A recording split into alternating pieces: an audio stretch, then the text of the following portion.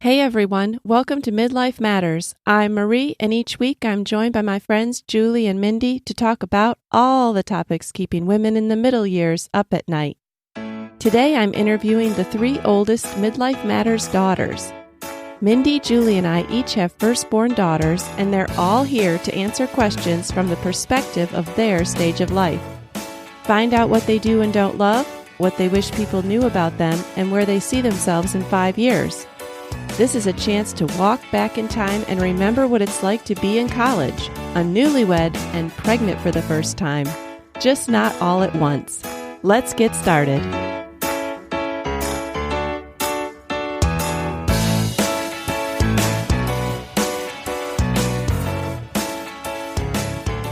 Hello, everyone. We have a really special show for you today.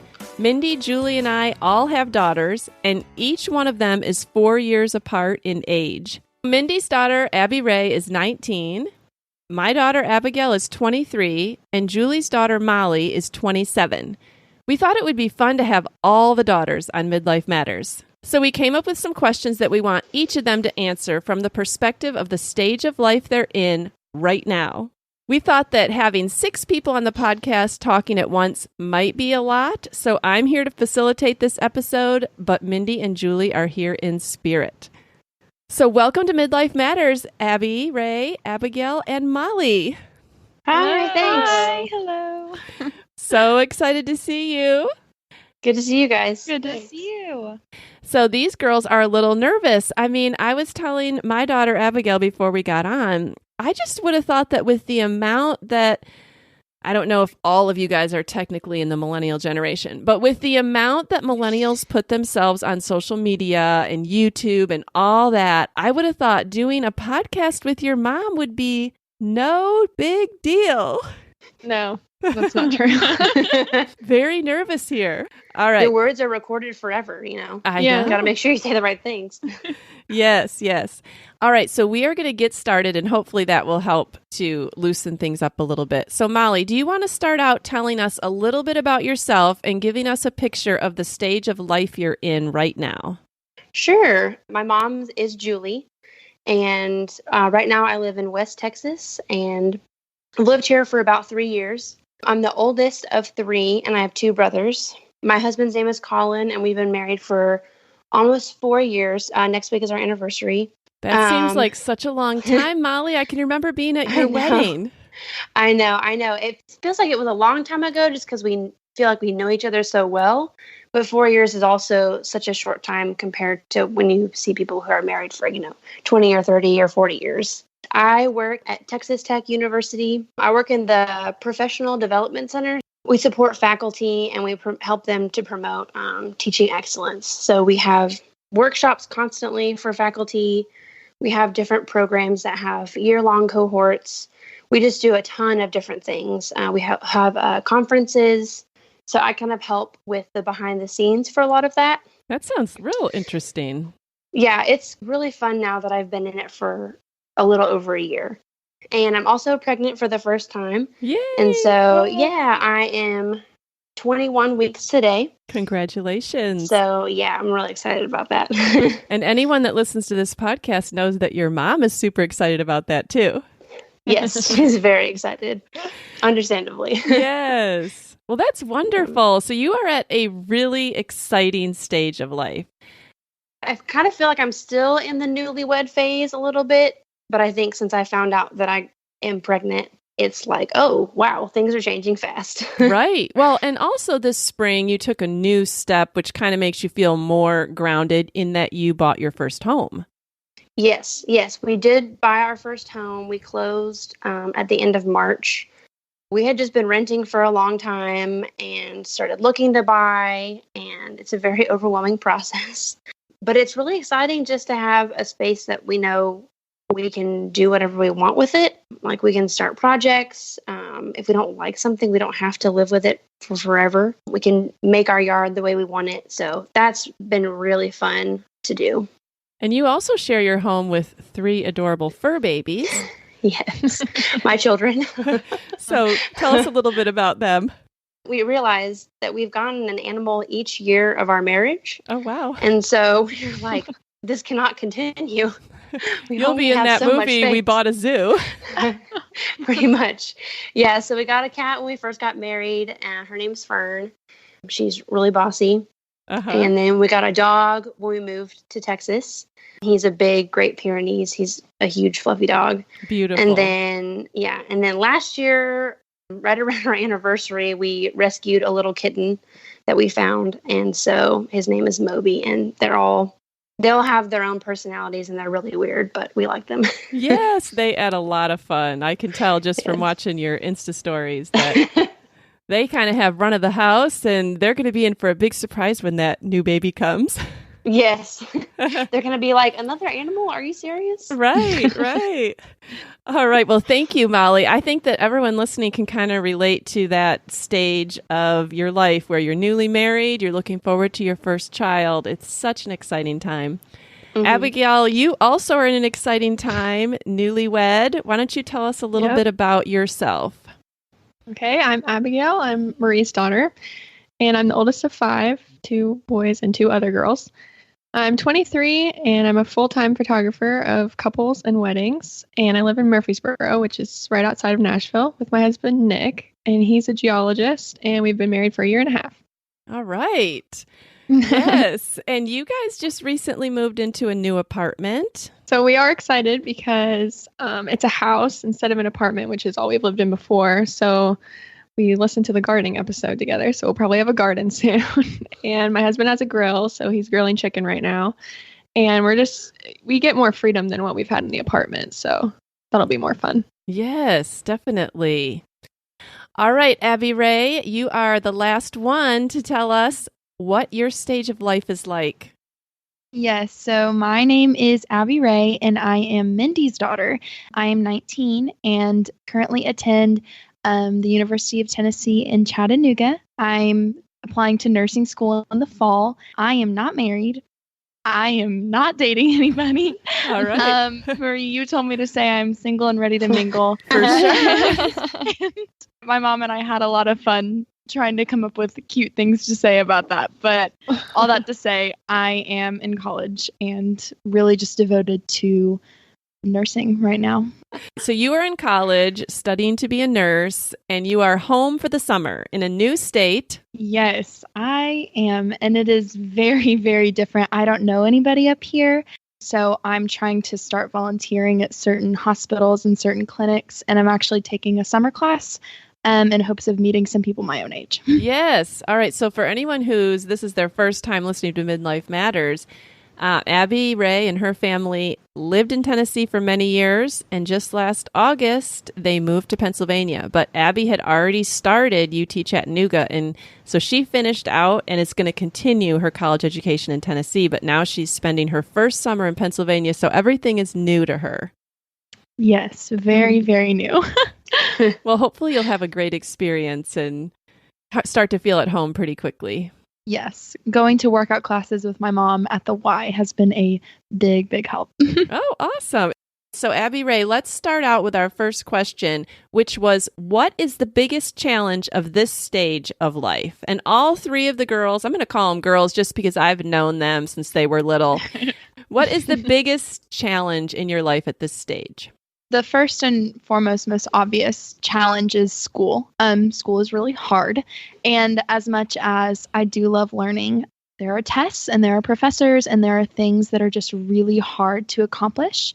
It's really hard when you've just come into this new stage of life and you've all of a sudden had all of these doors opened up to you of different opportunities that you can do, different people you can meet, jobs you can have, or majors and classes you can take. And you see so much of your life portrayed in front of you. Like, one day I'm going to be married, or one day I'm going to graduate college. And so having patience about the things that are happening or have yet to happen in your life is really, really hard. And I don't think I realized how difficult that would be, getting to this stage and then still having to wait for the things that people have told you your whole life about. Another thing that's really hard is, and I think you struggle with this in every stage of life, but wondering if this is where God wants you to be at, if you're making the right decisions, if you're in the right place, if you're talking to the right people. Just because there are so many opportunities and doors open to you as soon as you leave the house to go to college, you often I don't know, I find myself sometimes freezing in fear of like, God, is this what you want me to do? And learning that there's multiple right things you can do, like the Lord can be in multiple things, has really thrown me for a loop and trying to become my own person and make my own decisions. Yeah. I can remember feeling that way too when I was in college. Just, I don't know, like some of the college type things felt like a waste of time to me. Let's just get on with real life. But I've also been always sort of a little bit of an old soul. So, you know, I can definitely see what you're saying. All right, Abigail, what's the biggest challenge in your stage of life? Okay, I think the biggest challenge for me is also comes with the addition of moving back to Nashville and graduating college. Like, it's not just getting married that's the hardest part. It's kind of that it's combined with also the becoming an adult phase. So it's like the full-time job phase. And because we did get married in college, we started paying for ourselves, but it just felt a little safer and it was its own bubble. And it, like, we already had our community established. We already had a routine established. We had our classes already set up. And now that we've graduated and kind of moved back here, it's like a different phase than the first 6 months, because then we were in college. And college sort of feels like a bit of a safety net. Yeah, no matter if you're married or not. Like, it's just, you already know who your people are, you know who your classes are, you know how to get there. We lived in Cookeville, so it was a tiny town. We knew where everything was. It's just different. And then when you move, you're like, oh, wait, I'm married now, but also I'm an adult now. Right. It's like two things. And moving from Cookeville to Nashville, the cost of living is just so much different. So it's like adjusting to living in a big city is hard no matter what. And especially because Nashville really boomed while we were gone. So we're coming back to a completely different city than when we left in high school. So it's just different. Right. Molly, what would you say is the biggest challenge in your stage of life? I think one of the things that I was thinking about with this question is work-life balance. After college, I had a really hard time finding the type of job that I thought I would get. And so I worked at different coffee shops over 3.5 years or so. This is the first time that I have a 9-to-5 job. So this is the first time I have consistency. Which probably feels really good in some ways and maybe not in others. It really does. I am so happy to have this job, but it's very, very different from what I'm used to. And it's tricky to find time to rest, to find time to keep up with personal education, things that I want to study or learn about, hobbies. It's just a different type of difficult, if that makes sense. Like, because I'm so tired after getting home, but I get home at 5. And so I'm used to having like the afternoon to plan a meal because I love to cook and I love to find new recipes, but I can't really do that as much anymore. Like, that's more of a weekend thing or a once a week thing. And just finding time to spend time with Colin, spend time with friends. The time after work is so limited now. It's very different, even though I am thankful. It's finding a new balance, I guess. Right. When I was in school, I always thought, I can't wait to have a job and leave my work at my work instead of constantly having this homework and constantly having to create my own schedule. But now that I do have a schedule created for me, it's like I can see the benefits of, especially working on a campus, see the benefits of students who they can go out to study at a coffee shop if they want, or they can study in their PJs at home. Like, I don't have the same flexibility I used to. So it's just everything has its positives and negatives, but you kind of learn about the negatives when you're in that stage, if that makes sense. Right. Yeah. I think whatever stage we look to and we haven't been there yet, we think, oh, look at those advantages. And we don't know any of the disadvantages. All we can think about are what the advantages will be. Then we look back and we say, oh. So I think everything has its good points and its bad points. Yeah. All right, Abigail, what's the best part of the stage that you're in? Newly married, not any kids yet, 2 incomes. What's the best part of that? The best part is getting to learn how to be an adult. So it's kind of the hard part, but you also get to do it with your best friend. So learning how to do a budget and talking about what your boundaries are going to look like with work and other people, and learning what we like to do on the weekends together as just us without our friends, and learning about ourselves and our habits as adults together. It's just really fun. Like even when we fail together or we forget to pay the electric bill or something, like it's still fun because we're doing it together. We just have fun together. Right, right. Well, you still get the hard parts, but the best part is having someone to do it with, and you don't feel like you're just on your own. Mm-hmm. Abby Ray, what's the best part of your stage of life? I love this newfound freedom that I've never had before in my life. If I want to save homework for a certain time, I can do it then. I really can pick up and do whatever I want when I want to, save like the limitations of time and money. I love meeting new people, even though it's awkward and it's really tiring. I love being able to meet all these new people. And it's also the hard part, but getting to learn all of their normals. Like, since you're meeting all these new people, you learn their new pet peeves and their birthdays and their likes and their dislikes. Whereas in high school, you knew everyone's. You had just kind of grown up with it, but then you get to college and you have to relearn all of that, and it can kind of be exhausting. And I love that the people that I live with become my family. Mm-hmm. And that's been particularly true for you living 12 hours away from your parents. Yes. So you kind of have a unique situation in that, and that also has its advantages and disadvantages, but it sounds like feeling super connected to the people that you live with is one of the advantages. Yes, most definitely. That's great. All right, Molly, what's the best part of working, being newly married, being pregnant? I mean, that seems like you're on the cusp of everything. What's the best part of that? Well, there's a lot of best parts, I guess. I love having a home. That's one thing that we've really enjoyed that I talked about earlier. Like a lot of times we'll come home and we're like, we live here. Like, that's so great. I really am starting to get into my job more. It kind of took a full year to figure out what I was doing just because of the academic calendar. And now that I've had a full year, things are starting to repeat. I've kind of made my position my own, and they have given me a lot of freedom to do that, which I love. Mm-hmm. And so it's kind of allowed me to think, okay, how would I approach this situation? How would I prepare for this? And I really love having that freedom and ability. Like I said, I feel like I'm still newly married. Like, kind of like Abigail said, it's just fun, even if it sucks, like, because you're doing it with someone that you care about. Right.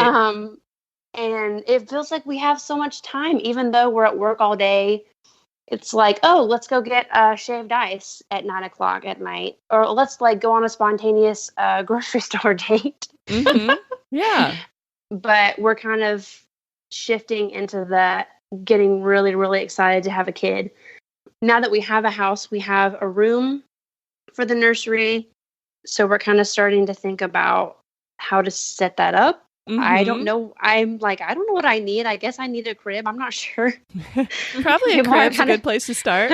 People are kind of giving us advice about what they liked when they had their first kid. So we're just excited. We got to do the 20-week ultrasound a few days ago, and it was like we got to see it again, and it was amazing. It has a little face, like, and so it's just exciting to think we'll get to hold that baby soon. Right. And I know it feels really long, your first pregnancy. It feels long, the other ones, but it's really long, your first one. It feels like, man, I have been pregnant forever. I've been waiting to see this baby forever. And it's like the thing that's the most on your mind.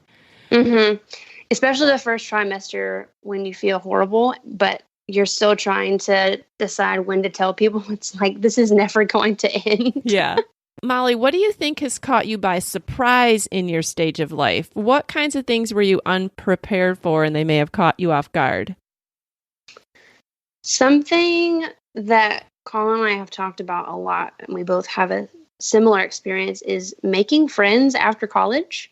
Mm-hmm. That is really hard. I mean, we still have friends from college that we keep up with, but especially now that we live in a new city, it's really hard to meet people after that stage of life because your circles are just smaller.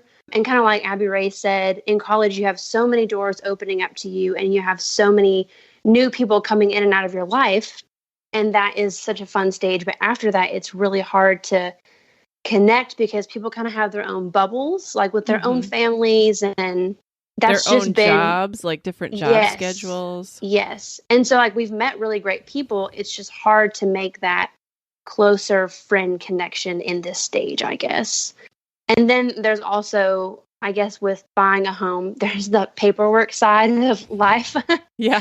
Like we did not know anything about how to go about purchasing a home or how to take out a loan or keeping up maintenance with things that you own, like cars and stuff. We kind of had to learn about that and learn how hard it was kind of in the middle.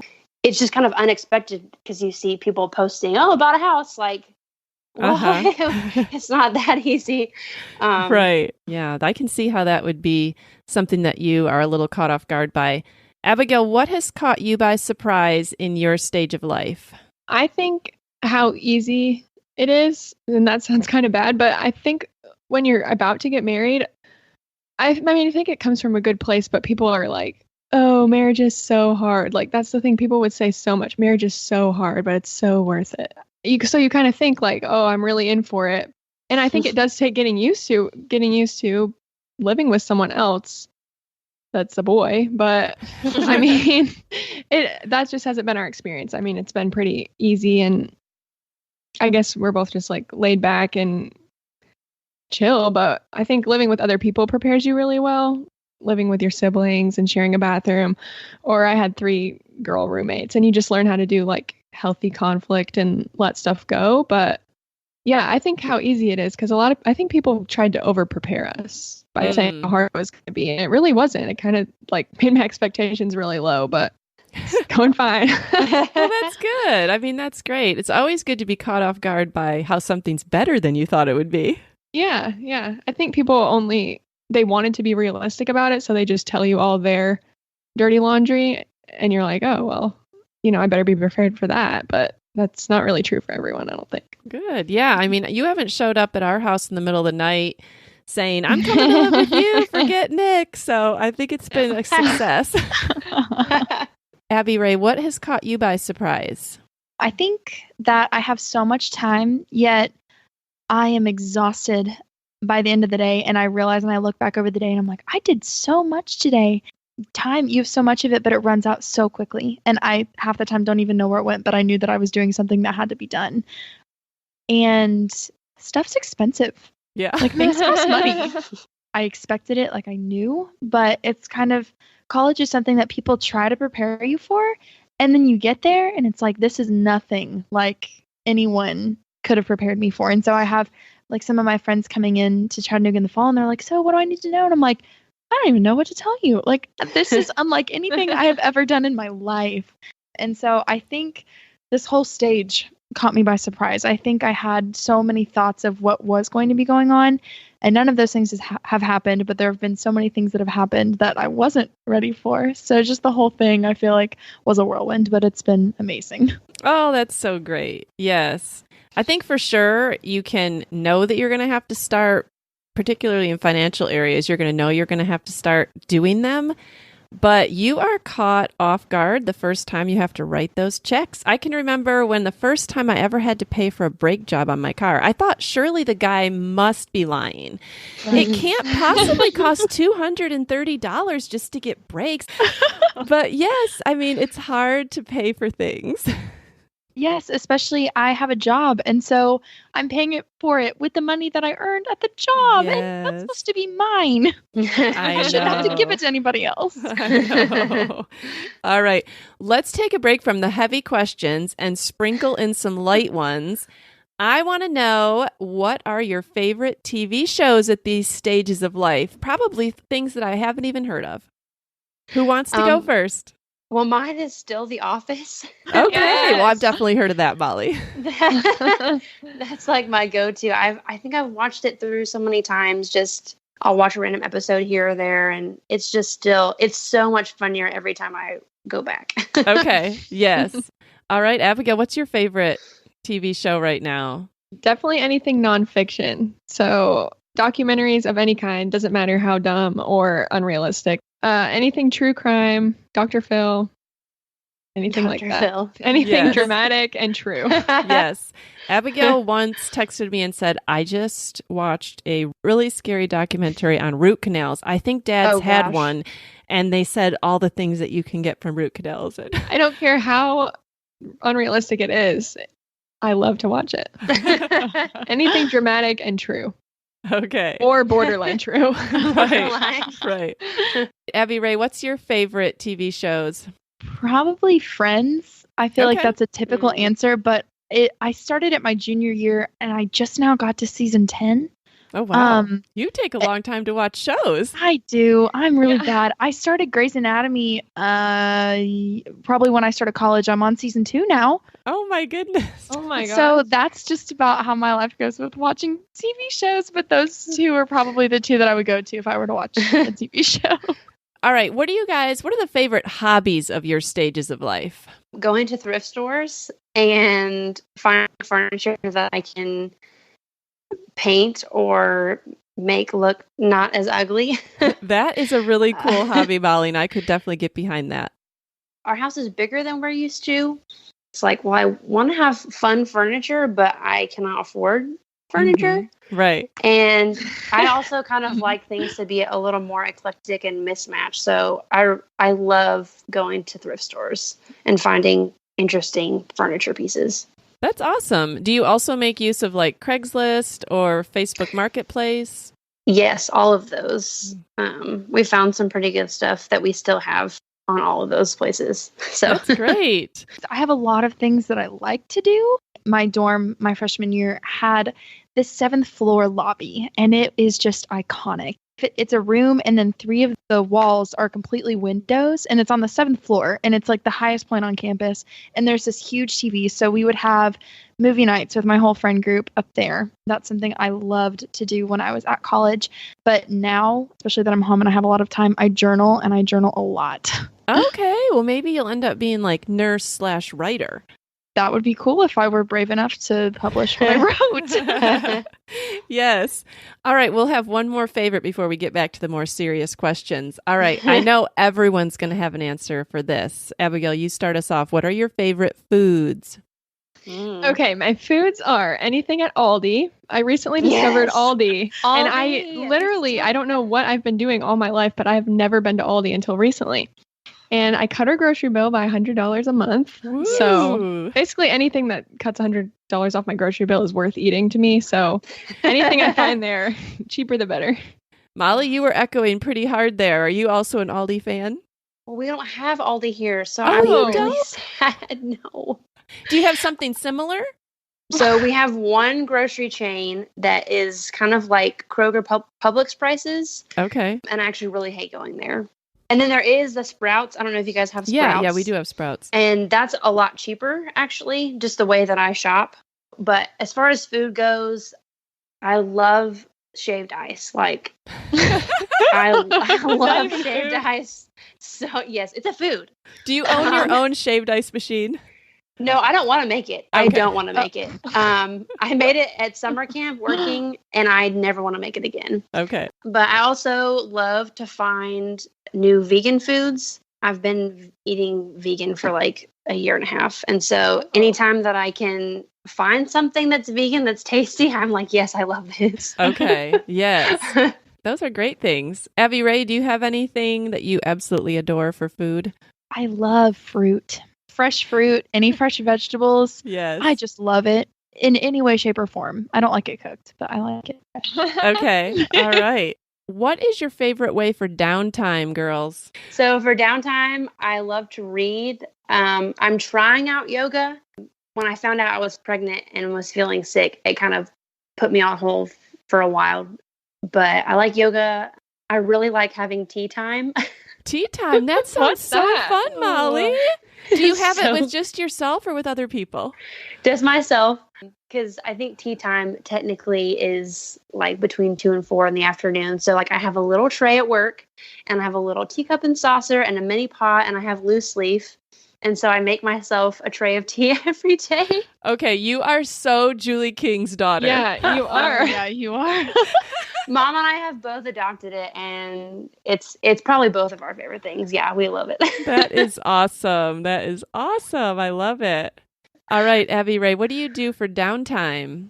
Whenever I'm at college, I'm a big physical touch person. I love to just snuggle with my friends and watch movies. And all of them are not physical touch. So it is a gift to me. If any of them are listening, they're all just like, yes, yes, yes. I thank them every single time because I know that they don't like to be touched, and I just love to be hugged. So that's a big like downtime stress relief. If someone if I have like 3 of my girlfriends and we all just sit on my bed and watch Friends, I've cried. I've cried. Like the stress relieves itself through tears. That's so sweet. And then drives to watch the sunset because getting off of college campus and Chattanooga is beautiful. Oh, that's wonderful. That's wonderful. Abigail or Molly, do you guys have any stress relievers, not just downtime, but actually something that takes away that stress? To me, stress relief is watching The Bachelor or listening to a podcast while being on the treadmill. Yesterday, I walked 3 miles while watching The Bachelor on my phone on the ABC app. And I love it. That's awesome. So fun. Molly, do you have any stress relievers that are different than your downtime? Well, I guess they're all kind of the same, but I did get invited to watch The Bachelorette this season, and I will say that was a huge stress reliever. It is. It's really a comedy show. It's so over the top, and it's just easy to laugh at, and you're getting to hang out with people at the same time. So, win-win. Right. Let's talk a little bit about what you wish others knew about your stage of life.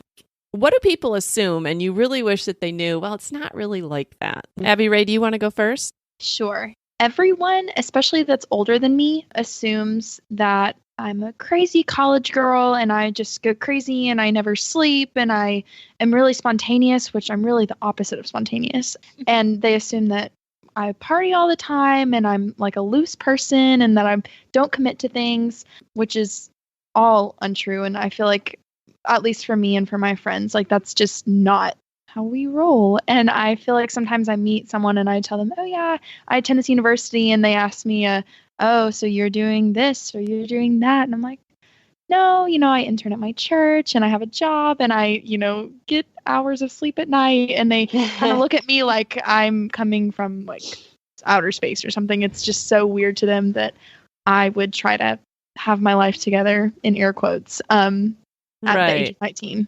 Yeah, I definitely think that college age years, there are a lot of assumptions about the college years that are placed on you. I mean, watch any movie and it's full of assumptions about college students. So I can definitely see how you would feel that way. Abigail, what are some assumptions that people make about your stage of life? Okay, we'll watch any rom-com and there you have all your assumptions.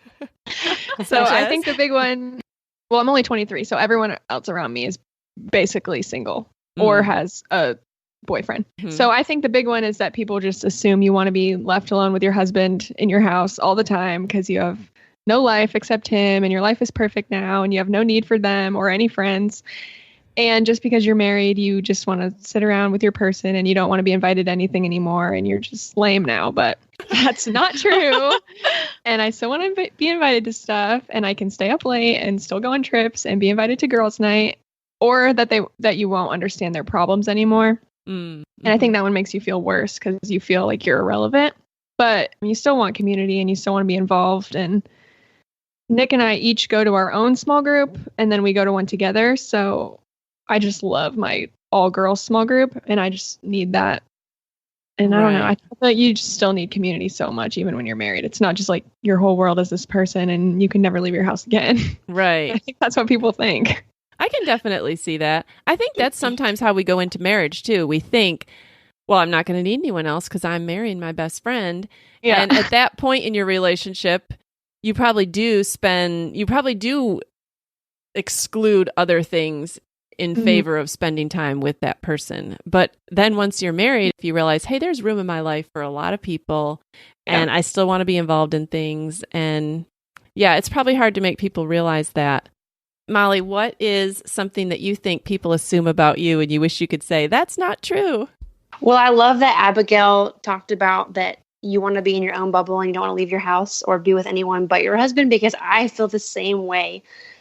People do kind of assume that you don't need any friends anymore. And I'm like, no, I want to have a lot of friends. Like, I value that time separate from him where I can hang out with other people. I think also being pregnant for the first time, people kind of assume like you go to college, you get married, and you have babies. And that's the order, and that is, what's going to happen. And people kind of like ask you questions, assuming that that's what's going to happen in your life or that's what you want for your life. And that can be weird because I've been married for 4 years. All right, now it's time to start having babies. Well, that's not why we want to have a kid. And I know some people do things in a different order. Like some people really want to take care of a child but aren't married, and so they adopt as a single person. And I think that's really cool that there are multiple options as you kind of grow into adulthood. You don't have to do one order necessarily. And so I think people assuming things about your stage, like becoming a parent. Right. Before you got pregnant, were you getting people a lot at your stage of life saying, when are you going to start a family? Yeah, people always like either ask questions or make hints or make jokes about it, assume that like that's going to be happening soon. Or like I know some people don't want to have kids, and that's fine. Or some people can't have kids. So yeah, you do get a lot of questions kind of like pressuring you like, okay, no, I'm not ready for that right now. Right. So then you just adopt another pet and say, well, we're really into our pets right now. Pretty much. I'm an animal person, but no, I'm ready for a kid now. We're good. Yes.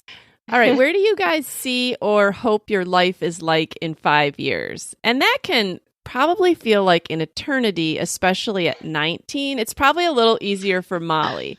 So, Abby Ray, if you can only see 3 years into the future, you don't have to project 5. Oh, well, let's see. I did the math for 5. Okay, sure. So, if you feel comfortable, let us know. Yes. That being said, I did do the math for 5. I'm going to be 24 years old, in case you all were wondering. I see myself being married. I obviously can't plan that or don't know. I don't see myself having kids or kids yet. I see myself working. I'm not sure where.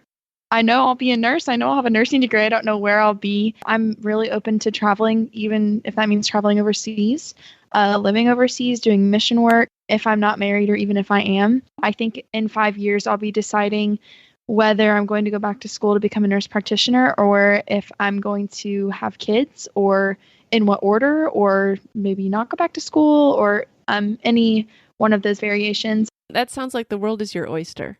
Yes. Abigail, I'm particularly interested in seeing where you think that your life will be in 5 years. Okay, I did not answer the question like Abby Ray. I have 10 kids and I live on a hobby farm. Oh. My mom lives next door. I do yoga every morning overlooking my garden, and my 10 children never fight, and I am very patient. My life is full of love, laughter, and exciting experiences. I am creatively and spiritually fulfilled, and I have no pets. Sorry, Molly. Abigail. I love that vision. Thank you. Get a little more specific on the hobby farm. Exactly what are we hobby farming? Well, no pets. Just I haven't figured out how I'll have animals without pets, but I'll have lots of corn and. Let's see. In 5 years, if you're going to have 10 kids in 5 years, you better be getting pregnant with twins every year now for the next 5 years. Oh my God. Okay, yeah. I love that. That's so specific. That's awesome. I love it. That's really cool. That's my dream life. Yes. Is Nick on board for that? Not for the no pets, but everything else. Oh, maybe not. My mom lives next door. Come on, Nick. I can live 2 doors down. Or your mom can live on one side and I'll live on the other. Yeah, sure. All right, Molly, you tell us what you feel that you want to do in 5 years. Mine's so vague. That's okay. I don't know. I feel like I was more a planner before in school just because I was trying to think of career, where I would be living, and that kind of stuff. We moved to Texas, and that wasn't the plan for forever. It was kind of like we were just trying to be open to jobs and like where the right place to be was. And so I don't know, like we could still live here in 5 years, or we could live somewhere else because we've talked about like, what if we moved, or where do we want to live in 5 or 10 years? And so I don't know how long I'll be in this job. I love this job and I don't plan to leave, but like, I just feel like you never know what can happen. And Colin is looking into a new career path. So I don't know how that will change things for us. I guess what I would like to have, and I would like to have more kids. That would be nice. But I don't know. I think I would also like to live on a farm, but mine is the opposite of Abigail's, and I want to have a lot of animals. Mm-hmm. That's Colin and I have talked about that a lot, both wanting to do something like have chickens, have goats. I do want to have sheep because I want to use their wool and learn how to like knit sweaters. And, I could totally see you doing that, Molly. and I follow several people who have farms, small farms, and they sell wool or they spin the wool to yarn and sell that. And I'm like, oh, that would be the dream. Right. So I guess that's my one specific is I want to have sheep. So you have two specific, well, three. You'll be married to Colin, you'll have a 4-year-old, and you will have some sheep. I would imagine, you think, oh, well, I'm 27. I should have a pretty stable vision of my life in 5 years. But really at that stage in your life, a lot can still be up in the air. Mm-hmm. It's very hard to imagine myself in my 30s. I don't know why. Like, that's still really young, but it's always been like, oh, 30 is so old. But I really appreciated hearing older women talk about how their lives have changed throughout like 10 or 20 years and how careers have changed, homes have changed. And like, there's always still something new, and that can be really good. Like the change in your life can be really good because you're not going to be stagnant. You're not going to be stuck somewhere that you don't need to be. And so I'm kind of open to change. I'm looking forward. I just don't know. I'm open for whatever that could be. Right. Well, we look forward to seeing where you are in 5 years. And if this podcast is still around, we'll for sure post pictures. Okay. All right. How have you guys grown spiritually in the last 6 months? Who wants to go first on this? I'll go first. Okay, Abigail, you go. I think growing up, I learned a lot about God and his character and the old Bible stories. And in college, I learned a lot about Jesus and loving other people well because I was a Young Life leader. And they speak a lot out of the Gospels at Young Life because it's for high schoolers. And now I feel like I'm learning about the Holy Spirit, and I'm learning about patience and waiting for God to move in his timing. Also, I've discovered that the Bible app has audio and it reads out loud to you. So I've been reading straight through the Bible the past few months, and I've read more of the Bible than I ever have, like in one sitting. So I've been reading it more this time as a beginning to end kind of story rather than just like the highlight reels and then kind of camping there and learning about that. I've been reading it more like as a story. That's awesome. I've discovered that. From a mother's perspective, it is so cool and you can appreciate this, Molly, because you're almost there. Like, you'll get these little Bibles when your baby's born, and as they learn to read, you might read them Bible stories before they go to bed. And, you take them to Sunday school, and you're always trying to instill, and it is so awesome to see your grown daughter talk about what she's learning in her own life and in her own walk with God. And just to see the culmination of all of that. So it really warms my heart to hear that. It makes me happy. And a lot of times when I'm reading or I'm listening, I'm never reading, I'm always listening. I hear the stories and I'm like, oh my gosh, I've heard of all these as like a VeggieTale or a nighttime story or, the Prince of Egypt movie or like all these things that were like kidded down. Mm-hmm. And then when I read them as a story, I'm like, oh, I didn't know that happened first. And then that happened. And they all go together as like a flow into an actual story.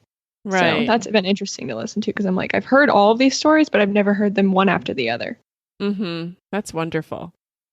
All right. What have you learned spiritually in the last 6 months, Abby Ray? I feel like ever since leaving home, my spiritual life has just exponentially grown, probably because it was kind of forced to become my own. I feel like I have completely found purpose and identity in who the Bible says that I am, who the Lord says that I am, who Jesus Christ says that I am, more than I ever have before because I've struggled with it more than I ever have in my life. And now feel like I'm coming on the other side of that. I've learned how to trust in him and learning the patience and the self-control, but mainly the trust, which leads to rest in him, to understand that he's good and that he wants the best for me, to be able to look over my life and see how he's been faithful, but also to talk to my friends and see how he's been faithful in their lives. And since we're together and we're not like running home to our family, we have to sit and go through hard things together. We're able to, I feel like, grow better together because I can hear or my friend went through this really hard time and it grows my faith in the Lord. And so I'm experiencing all of that for the first time. So I just feel like it's just been an explosion over the last 6 months. Right. I became a Christian in college through the ministry InterVarsity. I can remember those were years of, like you said, exponential growth and bouncing ideas off other students and learning from other students and other perspectives and their testimonies. And that is a time where you have time in your life to immerse yourself in something. Yes. And you're with people that are in the exact same stage as you. And I do think that there can be so much spiritual growth in a short amount of time. Yes, it's really, really surprised me, but it's been so good. That's awesome. Molly, how have you grown in the last 6 months spiritually? I have really enjoyed the study of scripture, like in context. It's kind of something that's new to my faith. I just have really enjoyed digging into commentaries and listening to sermons from different types of leaders about, like, okay, who was the Bible written to originally and why were they saying this? And okay, this phrase makes zero sense as I read it in the New Testament. Okay, why are they using these words? Where are they pulling that from in the Old Testament? How would the people hearing have received that? Like, what would that have done to them? Like, in their brains, like how they have processed that. That has been really, really fun to me. That's really interesting. I've really started getting into studying Jewish thought and perspective. I have not gotten to do as much as I wanted just because it's very overwhelming. But I think to get a better understanding of how revolutionary the New Testament is and everything that Jesus did as the Messiah, I think it's really important to get a perspective of what it was like for Jews throughout the Old Testament and kind of their history and how they see things and their ancient traditions. And so I think studying that has been really cool too. I love that you guys are all learning and changing and growing and doing different things. I want to come to all your small groups. I think that's awesome. That's really great. All right. Is there a stage of life that you guys are excited to get to? Any stage that you're anxious about? Let's actually make that kind of like a part A and a part B. First, which one are you excited to get to? October. Oh, yes, for sure. Motherhood. First time motherhood. Definitely. That's awesome.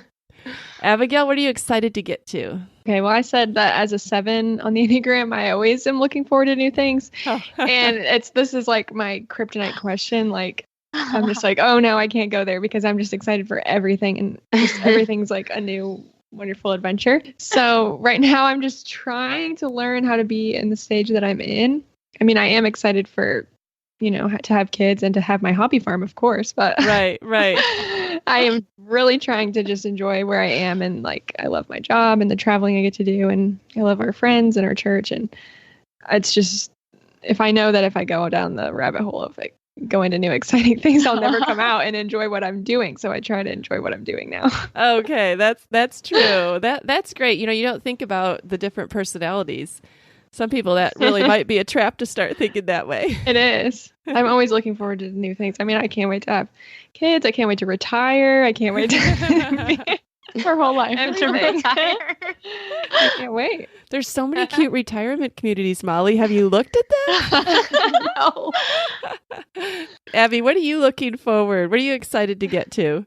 Well, I feel like Abigail, first and foremost, I'm trying to be content in the stage that I'm in. But I was talking to my mom about this today in the car. I am excited to be married, but I'm anxious about dating. Oh, okay. Do you feel like it's just too serious of a step now? Because in high school, you were just dating to date, and now you're dating to find like a life partner. You have a goal eventually. Yeah, I think I kind of am freaking myself out because I feel like I actually, for the first time, know what I want.